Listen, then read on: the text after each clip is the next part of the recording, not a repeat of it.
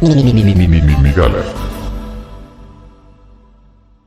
Teniendo como posible causa de la generación de un fascista el hecho de que se sienta en discordancia con el relato de la sociedad, esto lo muestra como fascista y cómo se puede uno justificar desde la soledad.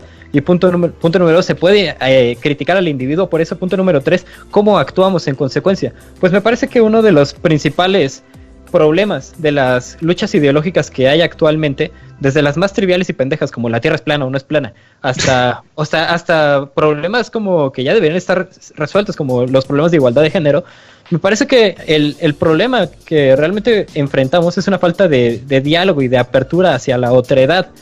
Y si bien el sistema no nos está formando para ser críticos con el sistema mismo y con los posibles relatos que nos hagamos de este sistema, pues creo que sí es mucho más fácil encaminar a los individuos hacia la curiosidad por el otro. ¿Cómo los encaminarías hacia la curiosidad por el otro, pero sin juzgar?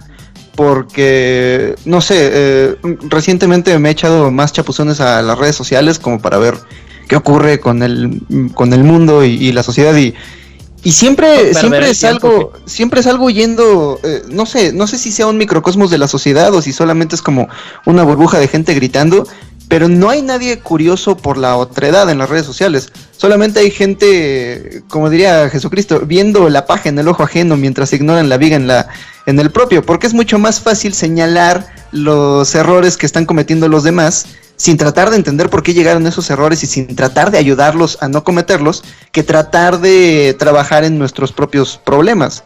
Porque trabajar en nuestros propios problemas requiere de esfuerzo y es un trabajo completamente anónimo. Si tú mejoras como persona, nadie te lo va a reconocer. Es como, bueno, pues eso lo hiciste en soledad.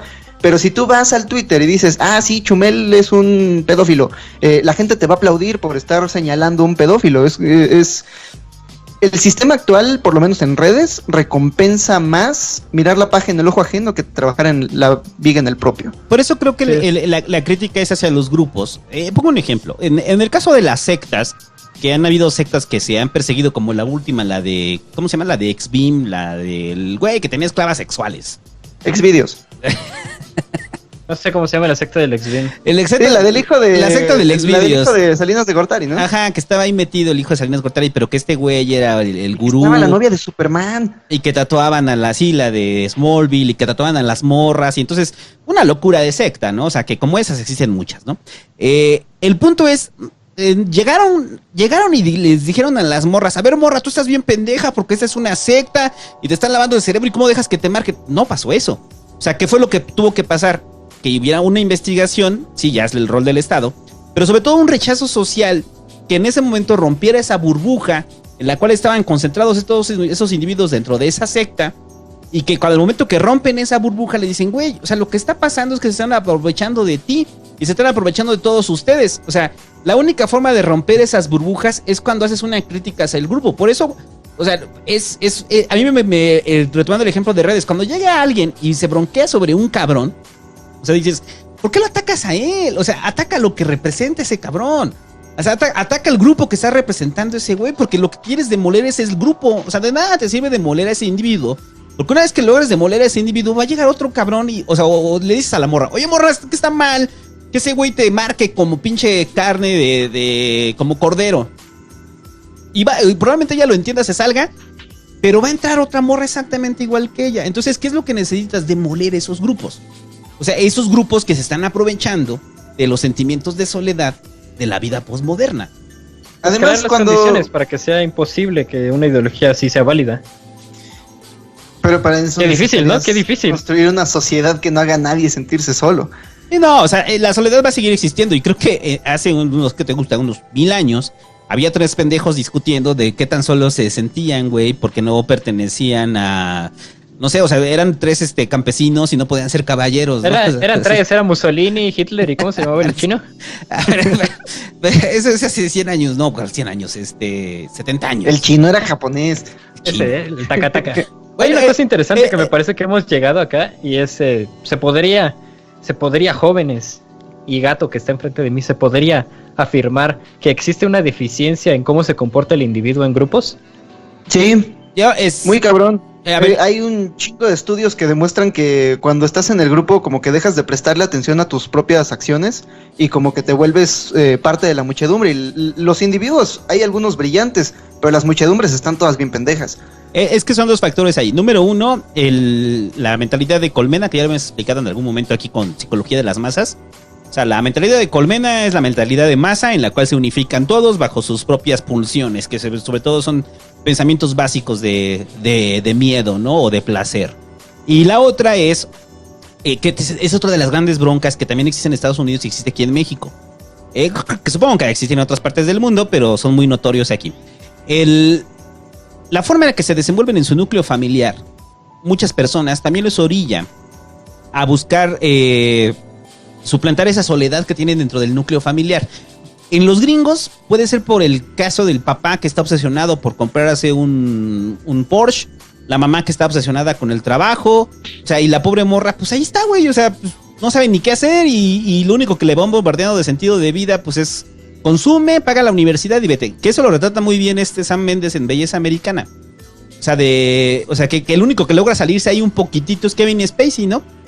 O sea, se logra salir un poquitito y lo matan, ¿no? O sea, se logra ver un poquito más allá, ¿no?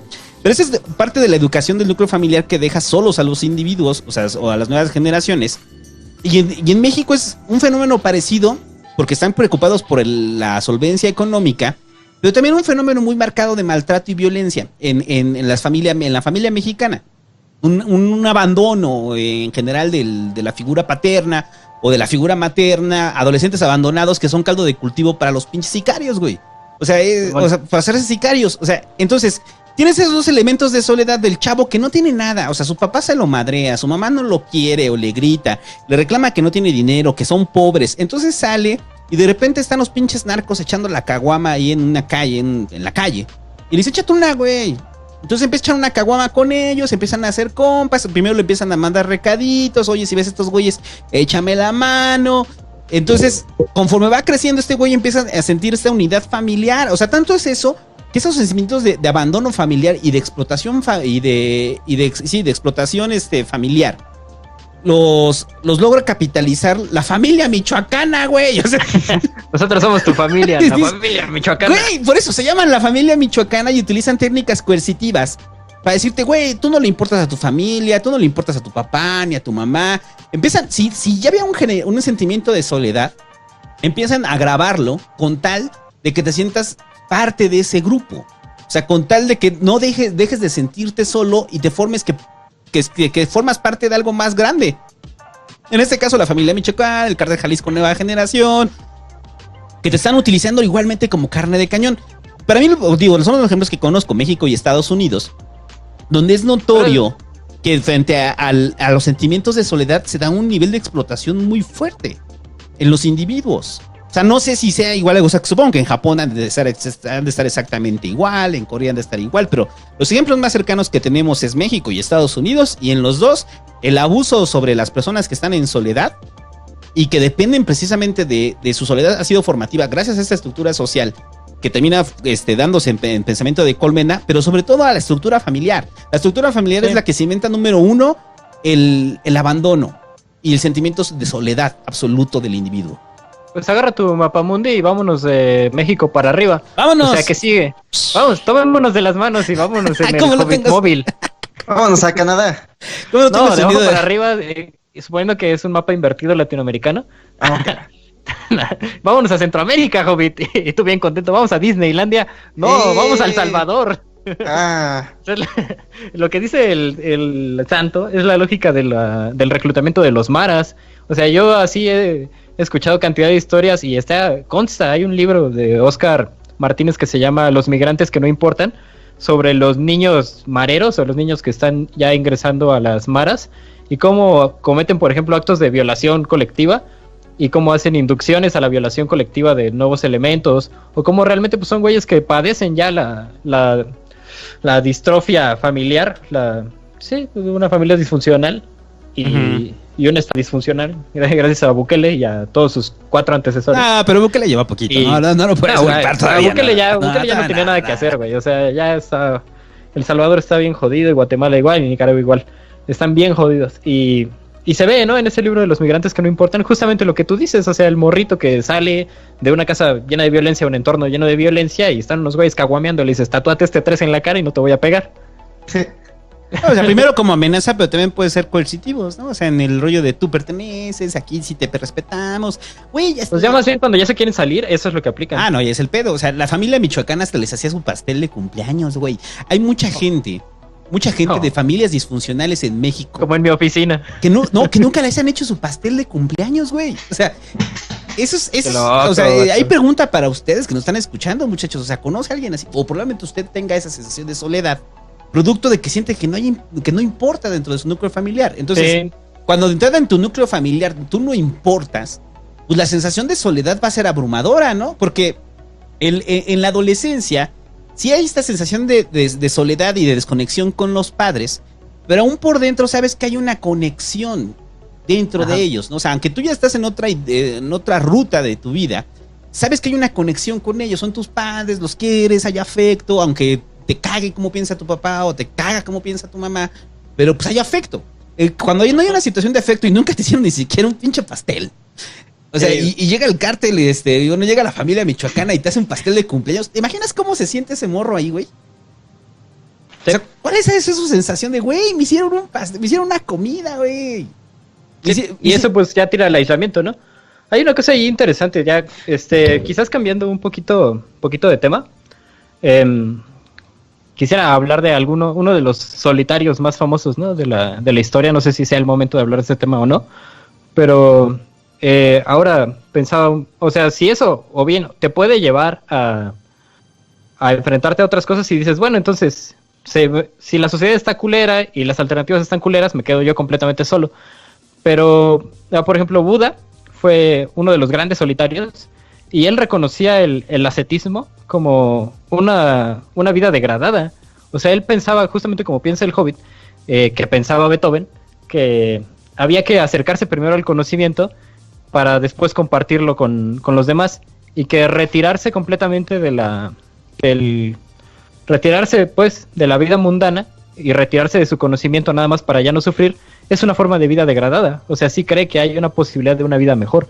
Al final el budismo se vuelve una filosofía como positiva o una filosofía optimista, ¿no? Haruki Murakami hizo lo mismo que yo, pero él tenía varo, entonces se fue a vivir solo a Hawái. ¿También hizo pan? Se fue a vivir a Hawái a correr. Ya. Se fue a vivir a Hawái a correr, y en su libro ¿De qué hablo cuando hablo de correr? Habla acerca de cómo estaba completamente solo en Hawái y solamente veía a la gente cuando corría, pero pues ya ves, cuando ves un corredor lo saludas a veces, pero no es una interacción real, solo se ven.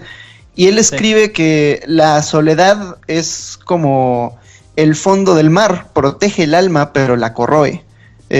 Por eso empezó a darle más duro a sus novelas, para tener una conexión con alguien más. Y eventualmente se mudó porque no podía vivir en completa soledad.